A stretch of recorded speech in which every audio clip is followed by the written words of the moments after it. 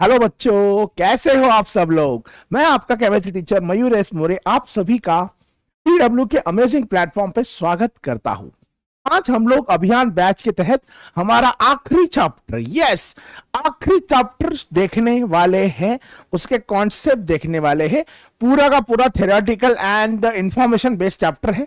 इस चैप्टर का नाम है chemistry in everyday life. Everyday life में केमिस्ट्री का और आपका कैसे कनेक्शन होता है वो हम लोग इस चैप्टर में देखने वाले हैं। तो चलिए शुरू करते हैं। Let's begin.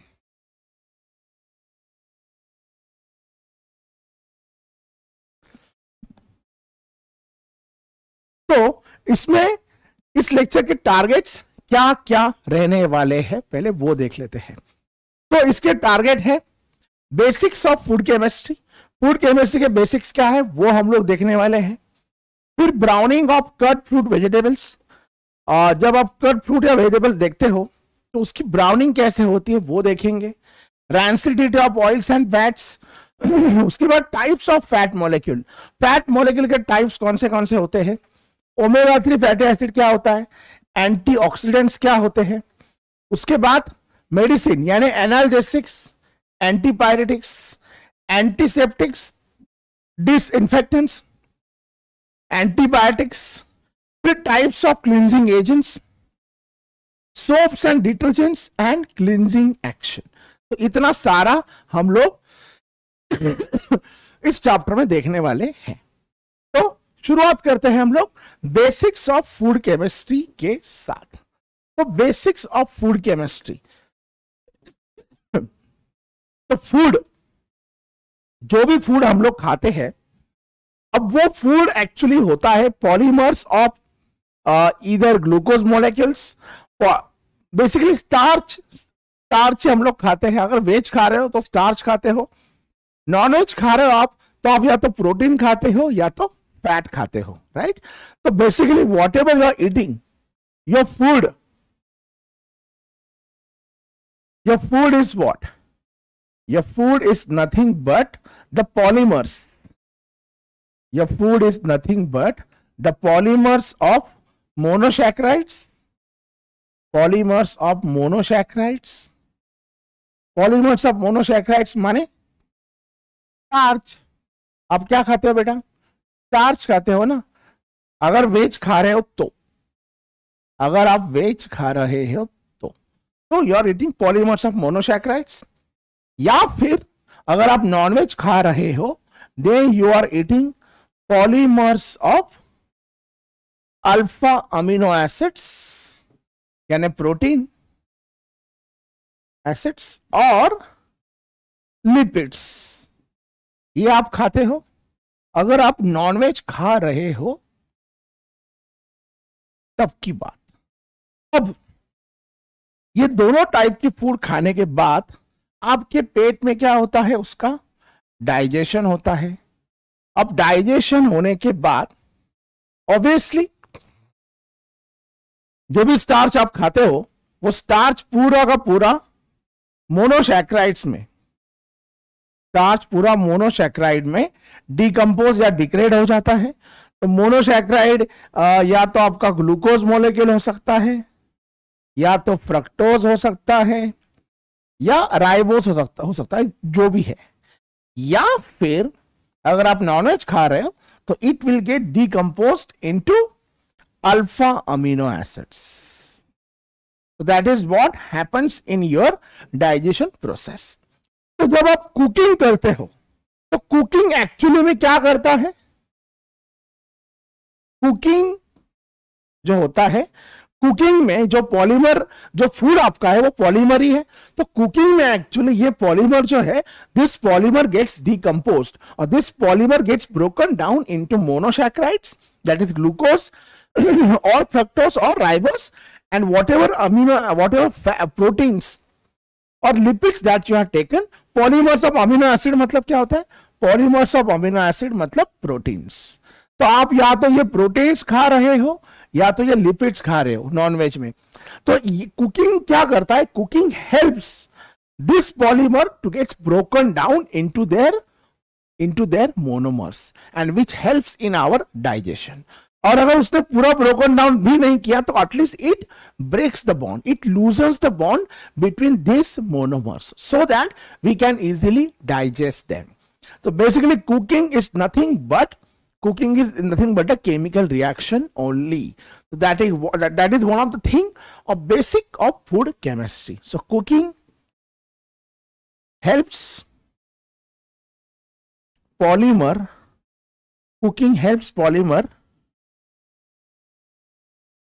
to get broken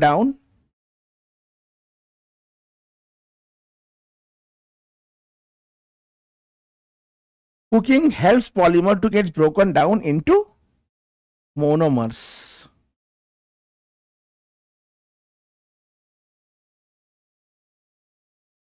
So that they can be digested easily.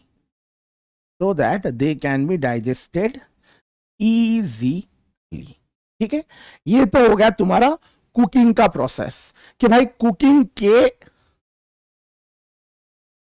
Cooking के वजह से तुम फूड को कैसे इजीली डाइजेस्ट कर पाते हो. अब दूसरी चीज, ये तो हो गया हमारा नॉर्मल फूड जो हम लोग खाते हैं. जो फूड पैकेज फूड जो होता है, जहां पे फूड पैक्ड होके आपके यहाँ पे आता है, पैकेजिंग फूड, वो पैकेजिंग फूड को ज्यादा टाइम तक टिकाने के लिए, उसको प्रिजर्व करने के लिए उसमें बहुत सारे प्रिजर्वेटिव्स डाले जाते हैं. अब आपके फूड में ऑलरेडी नेचुरल एंजाइम्स प्रेजेंट होते ही होते हैं. अब ये जो एंजाइम्स है, ये एंजाइम्स हवा के साथ जो फूड का रिएक्शन होता है, इंटरेक्शन होता है, या पानी के साथ फूड का जो इंटरेक्शन होता है, उस इंटरेक्शन की वजह से ये एंजाइम्स और इस केमिकल रिएक्शन को और फास्ट करवा देते हैं, और उससे तुम्हारा फूड या तो डिग्रेड, या तो करोड़, या तो खराब हो सकता है. और इसी प्रोसेस को रुकवाने के लिए फूड में कंपनीज क्या करती है, या तो प्रिजर्वेटिव्स डालती है, या तो अलग अलग टाइप के केमिकल जैसे एंटीऑक्सीडेंट्स डालती है, या उसको कम टेम्परेचर पे प्रिजर्व करती है. तो ये जो प्रोसेस है वो आएगा अपना अगला स्टेप, वो है browning of cut fruit and vegetables. अब ब्राउनिंग ऑफ कट फ्रूट और वेजिटेबल्स क्या है? तो बेटा जब कभी भी आप कोई भी फ्रूट, खास करके आलू, आपका पोटैटो है, आपका एप्पल है, पोटैटो हो गया, एप्पल हो गया, बीटल गॉर्ड हो गया, अलग अलग टाइप के डिफरेंट टाइप्स के कांदा डिफरेंट टाइप्स के फ्रूट्स, वेजिटेबल्स, जब आप इनको काटते हो तो आपने देखा होगा थोड़ी समय बाद ये काले पड़ जाते हैं. अब ये काले क्यों पड़ते हैं? तो क्या वो धूप में बैठे होते इसीलिए काले पड़ जाते हैं? नहीं. when you cut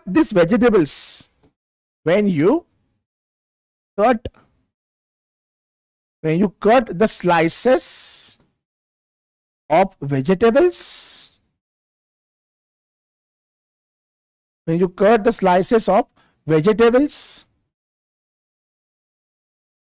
और फ्रूट्स, वेजिटेबल्स या फ्रूट्स के आप स्लाइसेस जब कट करते हो, तब उनके जो सेल्स होते हैं, उनके सेल्स ऑल्सो गेट्स कट, उनके सेल भी कट होते हैं. And this cells produces what? This cells produces different type of chemicals. वो केमिकल्स में जनरली क्या होता है? वो केमिकल्स में जनरली होते हैं पॉलीफेनॉल्स. क्या होते हैं? पॉलीफेनॉल यानी ये देखो, ये इस तरह के compound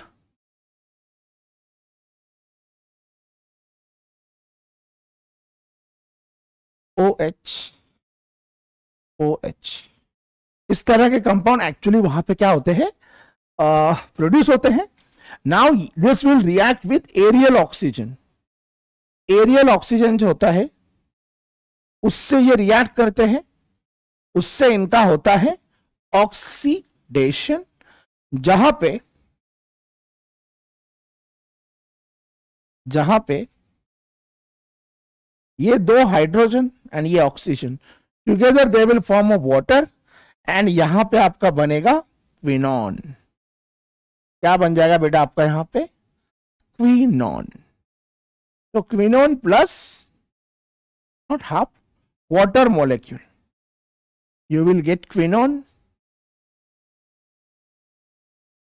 plus water molecule. Now this quinone on further reaction gives us tannins. ये तुमको क्या देता है? tannins. एंड इसी टैनिंग की वजह से ब्राउनिंग ऑफ कट फ्रूट्स और वेजिटेबल्स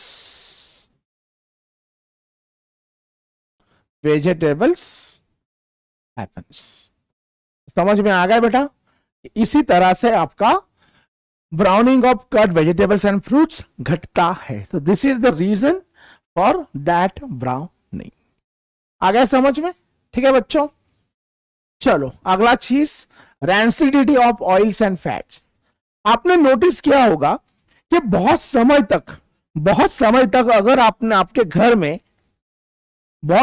अगर आपके घर में कोई ऑयल प्रिजर्व करके रखा है, या कोई घी हो गया या बटर हो गया, बहुत समय तक अगर वो प्रिजर्व करके रखा है या अनयूज रखा है, और 1 दिन या 2-3 महीने बाद आप उसको निकालते हो, उसका स्मेल लेते हो, तो आपको थोड़ा सा अनप्लीजेंट स्मेल आता है ना? एकदम अनप्लीजेंट स्मेल आता है, जो स्मेल लेके ही आपको उसको खाने की इच्छा बिल्कुल नहीं होती. And that is what is called as rancidity of oils and fats. तो basically unpleasant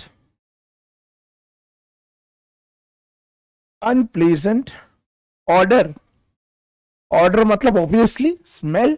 unpleasant odor produced by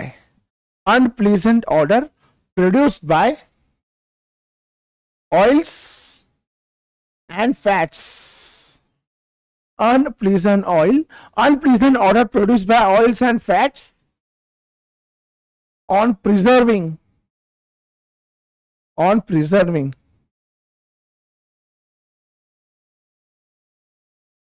for a long time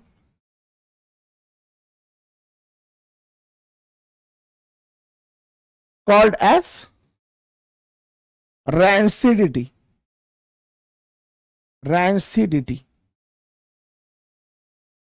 of oils and fats. ठीक है. अब ये होता कैसे है? एक्चुअली ऑयल्स एंड फैट्स होते क्या है?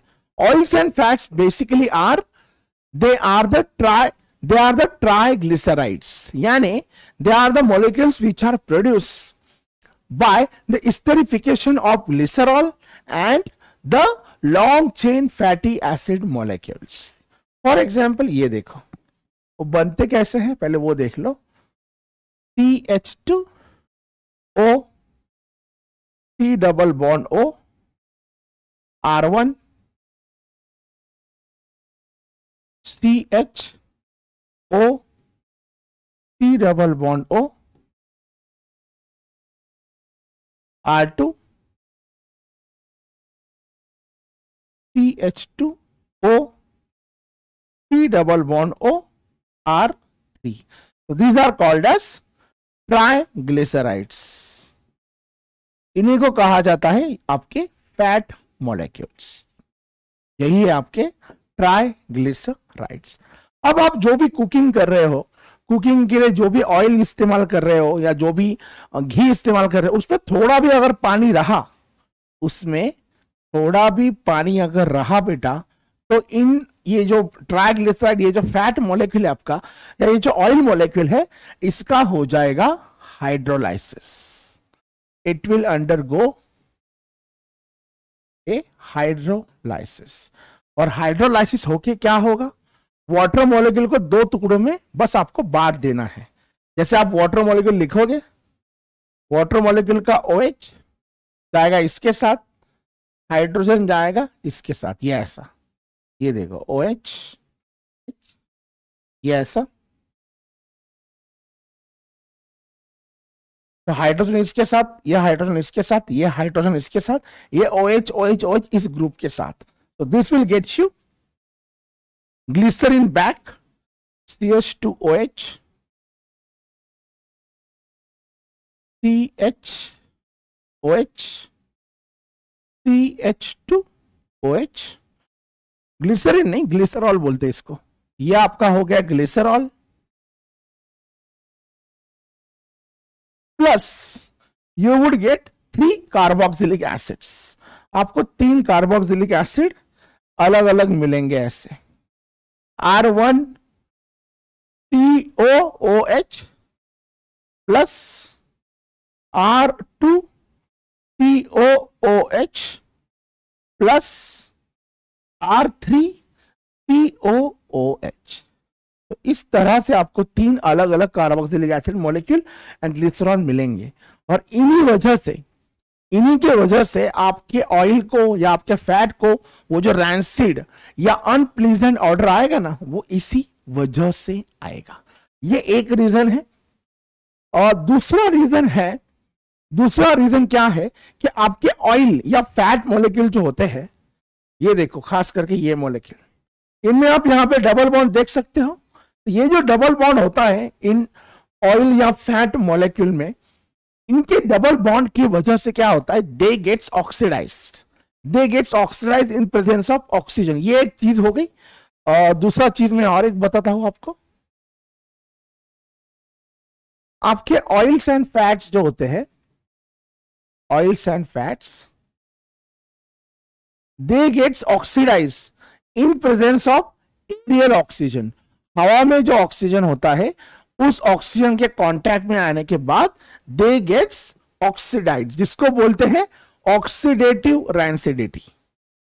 जिसको क्या बोलते हैं बेटा, oxidative rancidity. It is called as oxidative rancidity. जहां पे आपके oils and fats on reaction with oxygen produces a molecule. Basically oxidative rancidity होता क्या है, ऑक्सीडेटिव रैंसिडिटी होता है कि इसमें बहुत सारे, you basically get a mixture of aldehydes and carboxylic acids. आपको कार्बोक्सिलिक एसिड्स एंड अलग अलग कार्बोक्सिलिक एसिड्स एंड अल्डिहाइड्स का एक मिक्सचर मिलता है. और उसी वजह से अल्डिहाइड का स्मेल बिल्कुल अच्छा नहीं होता, और उसी वजह से इस ऑयल का एक गंदा सा स्मेल आता है, which is called as oxidative rancidity. Okay बच्चों, समझ में आ गया कि किस तरह से rancidity of oil is actually produced. ठीक है, चलो next, types of fat molecules. अब फैट मॉलिक्यूल के कौन से 2 टाइप्स होते हैं. तो देखो बेटा, फैट मॉलिक्यूल के 2 टाइप है. एक है तुम्हारा कंप्लीट सैचुरेटेड फैट, एक है तुम्हारा सैचुरेटेड फैट, एंड दूसरा है अनसैचुरेटेड फैट. तो वैसे देखा जाए तो हमारे बॉडी के लिए अनसैचुरेटेड फैट ज्यादा अच्छा माना जाता है. ठीक है, मैं इसका रीजन आपको बताऊंगा.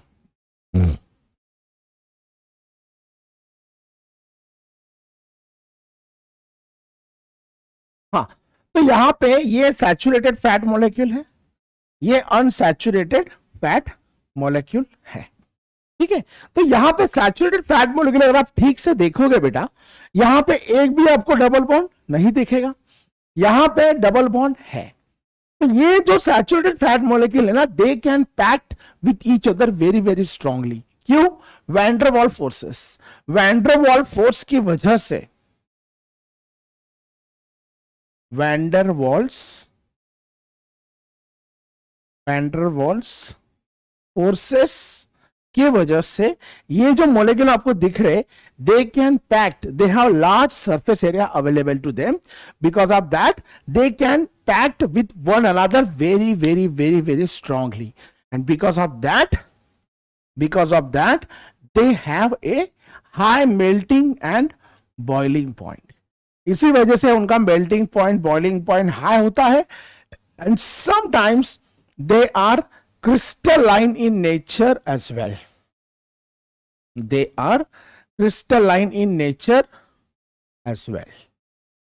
हालांकि जो अनसैचुरेटेड फैट मॉलिक्यूल्स होते हैं उनमें डबल बॉन्ड होता है. अब इस डबल बॉन्ड की वजह से, इस डबल बॉन्ड की वजह से यहां पे बन जाता है किंक.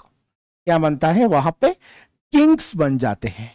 और उस किंक्स बनने की वजह से सरफेस एरिया जो है बेटा, उनका सरफेस एरिया डिक्रीज हो जाता है. और सरफेस एरिया डिक्रीज होने की वजह से उनके वैंडरवाल फोर्सेस का स्ट्रेंथ, उनके वैंडरवाल्स फोर्सेस का स्ट्रेंथ भी क्या हो जाता है?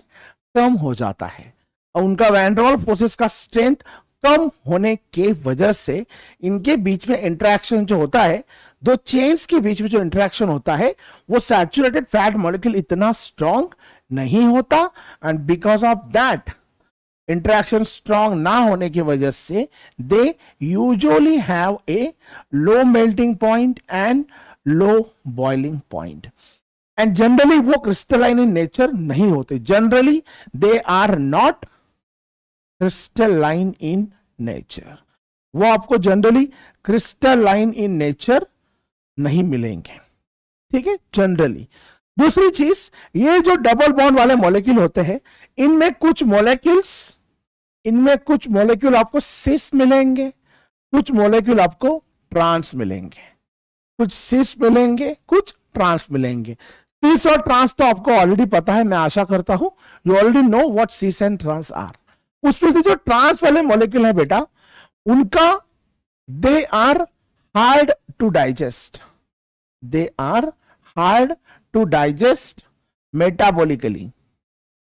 दे are hard to digest metabolically, यानी उनका मेटाबॉलिज्म स्लो होता है.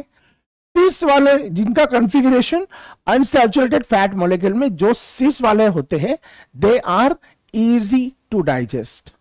And since they are easy to digest, उनके वजह से कोई कोलेस्टेरॉल डिपॉजिट्स तुम्हारे बॉडी में नहीं होता.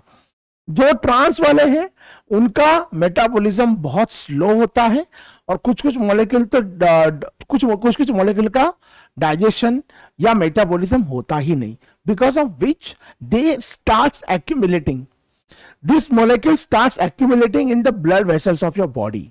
और उसी वजह से होता है फैट्स का deposition and that causes A heart attack.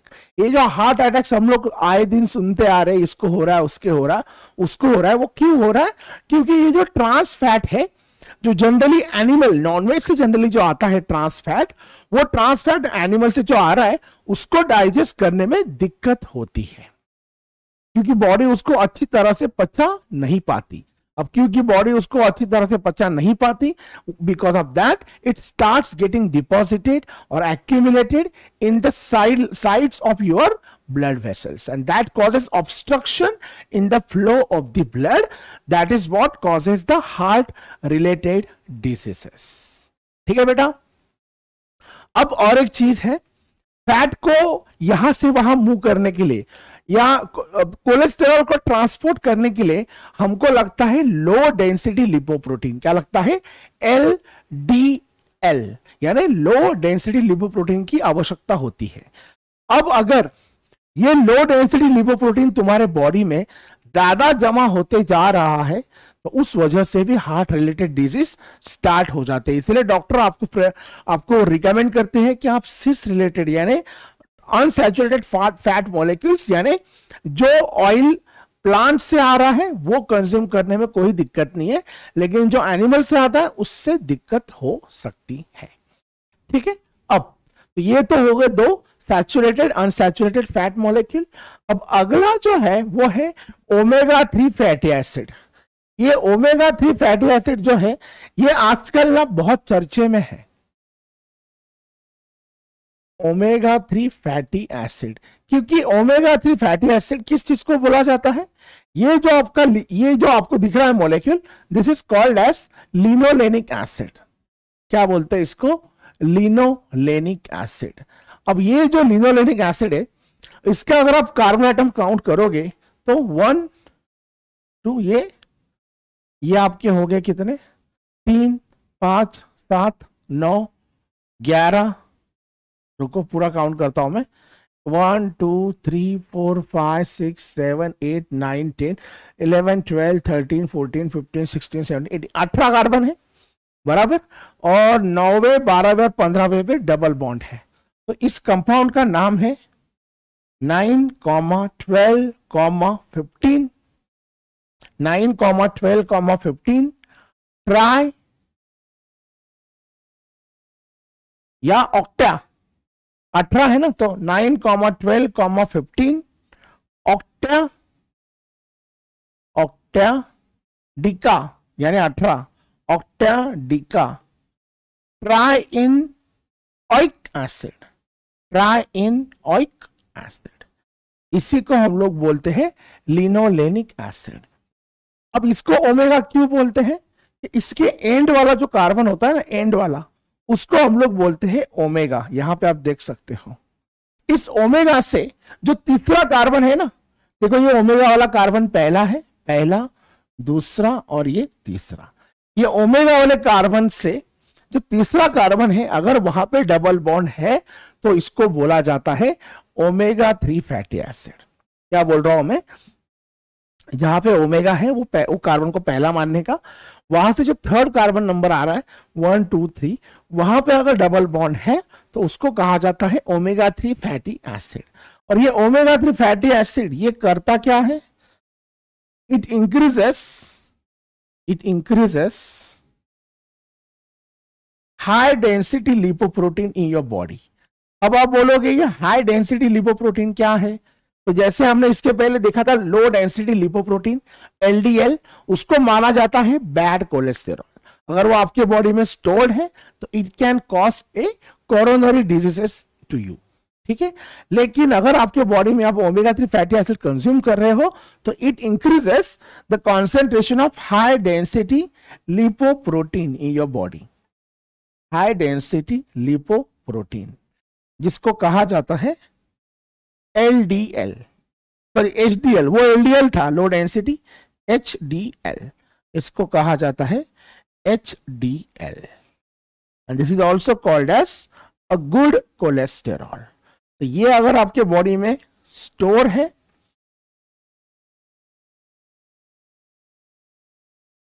ये आपके बॉडी में स्टोर है तो आपको उससे कोई भी दिक्कत नहीं होगी। इनफैक्ट ये आपके बॉडी से बैड कोलेस्टेरॉल को हटाने का भी काम करता है। तो basically it is good for your health. And where do we find this? ये कहां पे मिलता है? ये जनरली मिलता है आपके वॉलनट्स में। वॉलनट्स आप खाते ही होंगे, वॉलनट्स में है, चिया सीड्स में है, chia seeds, flax seeds, chia seeds, flax seeds, cod liver oil ETC, इन सब में ये पाया जाता है and it is good for your health. ठीक है बेटा, तो that's it for the types of the fat molecules. अब अगला है एंटीऑक्सीडेंट। हमने थोड़ी देर पहले देखा था, आपको याद है कि आपके जो ऑयल्स एंड फैट्स है, अगर उनमें थोड़ा भी पानी है तो on prolonged storing they undergoes hydrolysis, या फिर if they comes in contact with oxygen they undergoes a oxidative rancidity। और उस oxidative rancidity के वजह से ऑयल को गंदा सा स्मेल आना स्टार्ट होता है। अब ये जो गंदा सा स्मेल आता है, इसको अगर आपको रुकवाना है तो आपको चाहिए एंटीऑक्सीडेंट्स। तो ये जो एंटीऑक्सीडेंट्स है ये क्या करते हैं? They basically decreases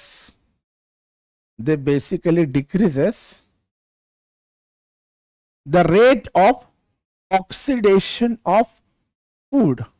They basically decreases the rate of oxidation of food।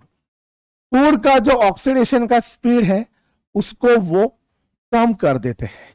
They decreases the rate of oxidation of food, food के ऑक्सीडेशन का जो स्पीड है उसको वो घटा देते हैं। ठीक है, तो ये जो मैंने अभी यहां पे लिखा है ये तो आपका विटामिन ई है। ये विटामिन ई जो है ये भी तुम्हारे ये भी एंटीऑक्सीडेंट जैसा काम करता ही करता है। And apart from this there is a one more molecule. ये वैसे ये विटामिन ई जो है ये काफी एक्सपेंसिव होता है, it is always an expensive. And इसी वजह से इसको टैकल करने के लिए एक सिंथेटिक कंपाउंड बनाया गया जिसका नाम है BHT। तो जो मॉलिक्यूल है BHT का वो ऐसा दिखता है, ये बेंजीन रिंग, यहां पे आपका OH, यहां पे आपका CH3 और यहां पे ऐसा टर्शियरी ब्यूटिल ग्रुप। ये भी टर्शियरी ब्यूटिल, वो भी टर्शियरी ब्यूटिल। तो इसका नाम है, इसका पोजीशन अगर आप देखोगे 1 2 3 4 एंड 5, इसका नाम है 3,5 di, 3,5 di tertiary butyl, 3,5 di tertiary butyl 4 hydroxy toluene.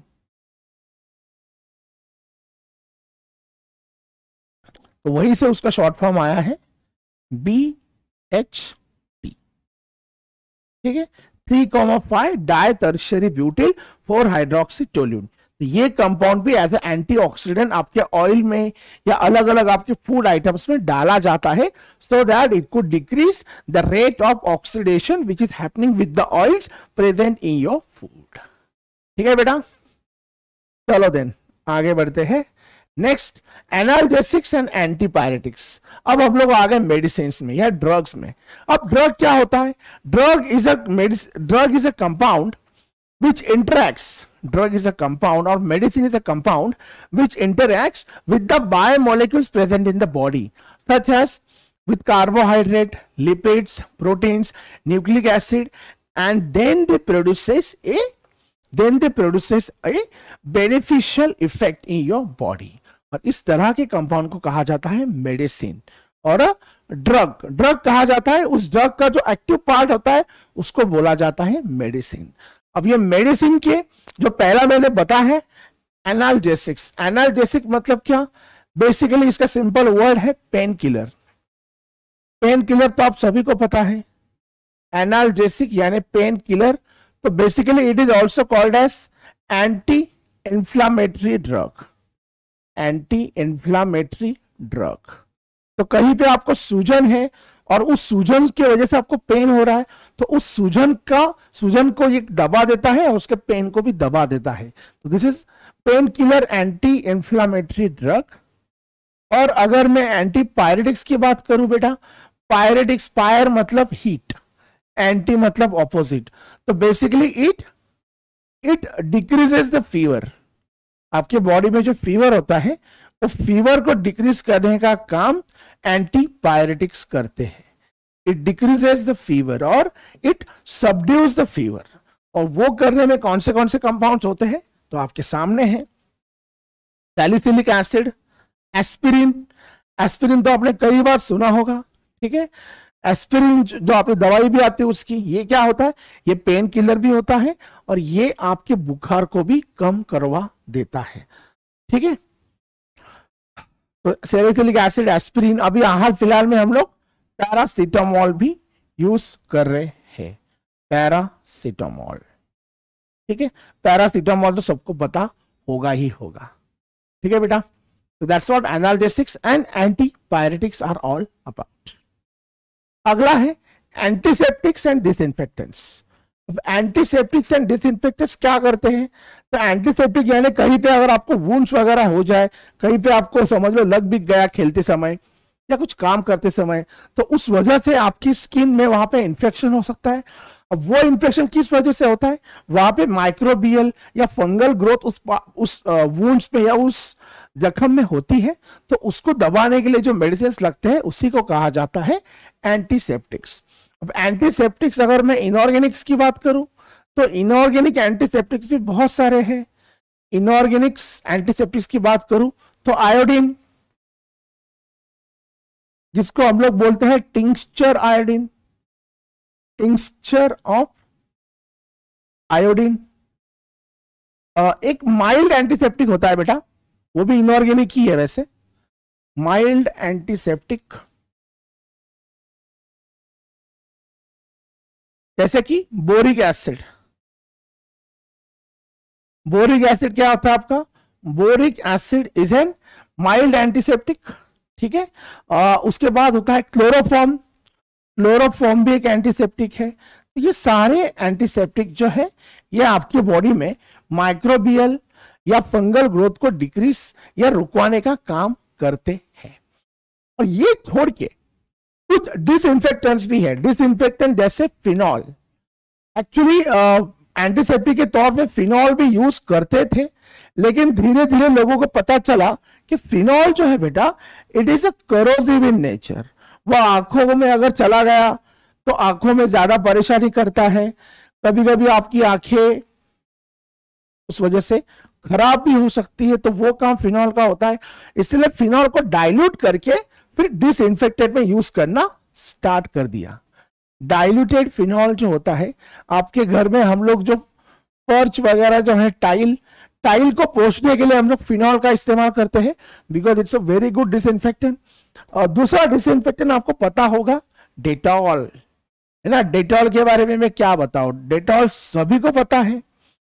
अब डेटॉल में जो एक्टिव इंग्रेडिएंट होता है पता है वो कौन सा होता है, वो होता है ये, this is the active ingredient present in your Dettol, chloroxylenol. Chloroxylenol जो होता है this is the active ingredient in your Dettol. यही है जो तुम्हारे वो जो तुम्हारे डेटॉल में एक्चुअली मेन इंग्रेडिएंट का काम करता है। और इसके साथ इसमें इथिल अल्कोहल वगैरह भी होता ही है, ये भी एक्चुअली है 2,4,6 ट्राइक्लोरोफेनॉल, ठीक है। तो ये सारे जो कंपाउंड हैं ये सारे के सारे आपके एंटीसेप्टिक और डिसइंफेक्टेंट का काम करते हैं, ठीक है।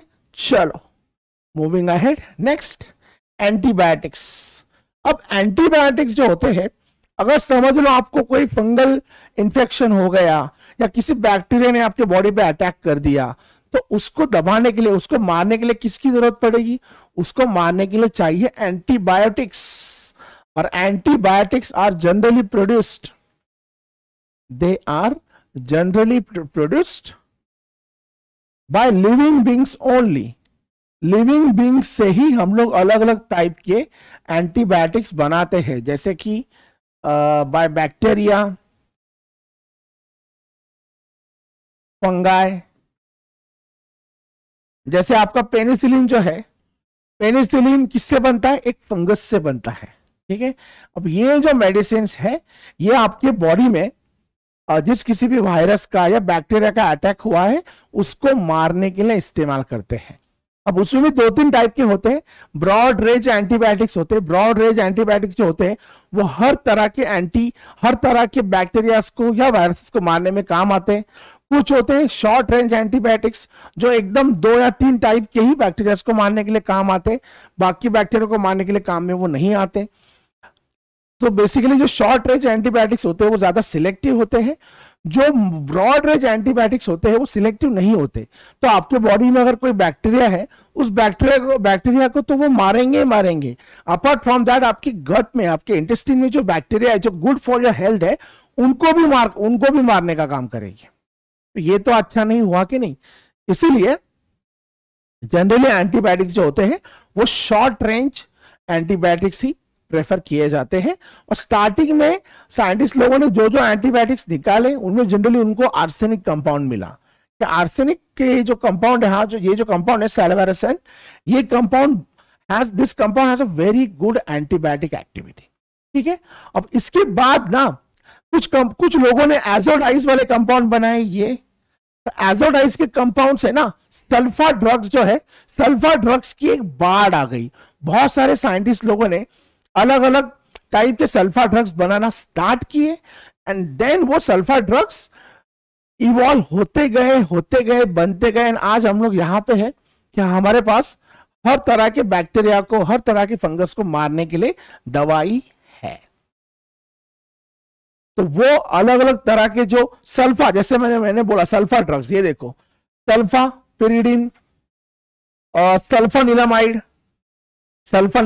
Sulpha pyridine, prontosil, this are your different kinds of antibiotics. ये आपके डिफरेंट काइंड्स ऑफ एंटीबायोटिक्स है। उसके बाद ये देखो penicillin, general structure of penicillin, the famous structure penicillin, और ये क्लोरामफेनेकॉल। ये अलग अलग टाइप के शॉर्ट रेंज, शॉर्ट स्पेक्ट्रम या ब्रॉड स्पेक्ट्रम एंटीबायोटिक्स की पूरी एक रेंज होती है। ठीक है बेटा। अब नेक्स्ट पार्ट है तुम्हारा टाइप्स ऑफ क्लींजिंग एजेंट्स। अब क्लींजिंग एजेंट्स हम लोग डेली हाथ धोते हैं, कपड़े धोते हैं, हर चीज हम धोते हैं, तो क्लींजिंग एजेंट का हमारे डे टू डे लाइफ में बहुत बड़ा रोल होता है। और there are two types of cleansing agent. Cleansing agent भी हमारे यहाँ पे दो तरह के होते हैं। एक होता है तुम्हारा सोप्स, एक आपका सोप्स होता है, एंड दूसरा होता है डिटर्जेंट्स। तो सोप्स जनरली जो होते हैं, soaps are generally soft in nature. Soft in nature मतलब ऐसे सॉफ्ट नहीं कि हम नरम मुलायम लगे, वैसे सॉफ्ट नहीं। सॉफ्ट इन नेचर का मतलब होता है कि they are not harsh on your skin, soft in nature. Detergents they are hard in nature. Hard in nature मतलब basically they are not good for your skin, they are harsh on skin. And soaps, they are soft or tender on skin, tender on skin। ठीक है बेटा। अब soaps बनते कैसे हैं वो देखेंगे। ये देखो soaps and detergents. Basically soaps क्या होते हैं, ये देखो, ये फैट मॉलिक्यूल दिखा, आपको याद आया कुछ? यही तो है तुम्हारा ट्राइग्लिसराइड। ये जो ट्राइग्लिसराइड मॉलिक्यूल है, ये वही तो है ना, ट्राइग्लिसराइड।